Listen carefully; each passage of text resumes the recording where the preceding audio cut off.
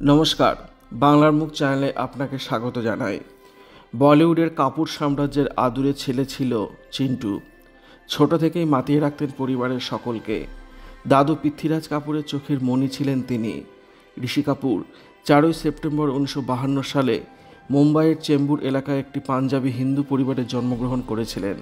তার পুরো নাম ঋষি রাজ কাপুর। কাপুর পরিবারের ইতিহাসে ঋষি একমাত্র যিনি বাবা রাজ কাপুর এবং দুই ভাই রণধীর ও রাজীব কাপুরের পরিচালনায় সিনেমাতে অভিনয় করেছিলেন। সাদা কালো থেকে রঙিন ফ্রেমের ছবির ইতিহাস খুব কাছ থেকে পর্যালোচনা করতে পেরেছেন সেই সুবাদে। শ্রী 420 সিনেমার এক গানের দৃশ্যেই পর্দায় প্রথম ধরা দেন। 3 বছরে খুদে ঋষিকে প্যার হুয়া একরার হুয়া গানের দৃশ্যে দেখা গিয়েছিল। তবে অভিনেতা হিসেবে হাতেখড়ি হয় মেনা নাম জোকার দিয়ে 15-16 বছর বয়সে। এই ক্লাসিক বলিউড ছবিতে ঋষিকে দেখা যায় বাবা রাজ কাপুরের ছোট বয়সের চরিত্রে, অর্থাৎ জুনিয়র জোকার হিসেবে। বলিউড হয়তো তখনই পালস বুঝে গিয়েছিল অভিনেতার। ফর্সা চেহারা, ভরা গাল, একেবারে দুষ্টুমিষ্ট এই ছেলে লম্বা রেশের ঘোড়া।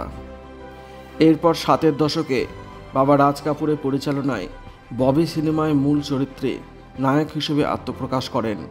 বিপরীতে ডিম্পল কাপাডিয়া। তৎকালীন যুব সমাজের বুকে ঝড় তুলেছিল হাম তুম এক কামরে মে বন্ধ হ্যায় গানটি।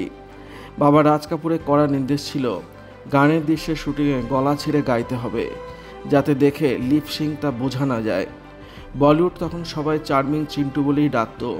ভারী আমোদে মানুষ, কথাবার্তাতে আপন করে নিতেন মানুষকে। তৎকালীন দেশের যুবতীদের হার্টথ্রব ছিল চকলেট বয় ঋষি। কত নায়িকাই যে প্রেমে হাবুডুবু খেয়েছে।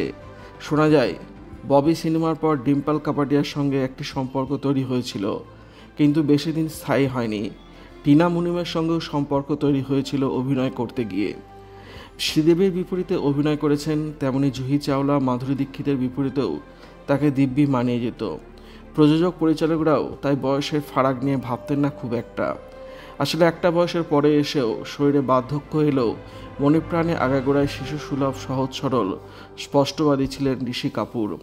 হাম কিসি সে কম নাহি ছবির বাচনায়ে হাসিনো গানটির রিমেক ভার্সনে কোমর দুলিয়েছিলেন ছেলে রণবীর কাপুর। গানের শীর্ষকের অনুসরণেই নাম রাখা হয়েছিল বাচনায়ে হাসিনো। 1974 সালে নিতুর সঙ্গে ছবি করার সূত্রে আলাপ, প্রেম জমে। তারপরেই আউটডোরে শুটিং করতে গিয়ে মিস করা শুরু করেন নিতুকে। টেলিগ্রাম করে বলেন, এ সিকনি বাড়ি ইয়াদ আতি হ্যায়। 5 বছরের দীর্ঘ সম্পর্কের পর 1980 সালে বিয়ের পিঁড়িতে বসেন ঋষি কাপুর এবং নিতু সিং।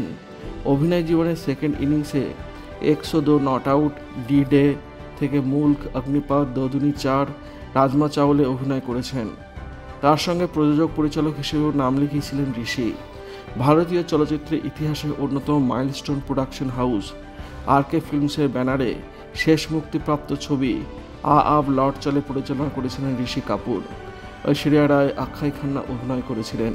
সেই ছবি দিয়েই পরিচালক হিসেবে হাতেখড়ি হয় ঋষি কাপুরের, আর সেটাই ছিল ঋষি কাপুরের শেষ ছবি।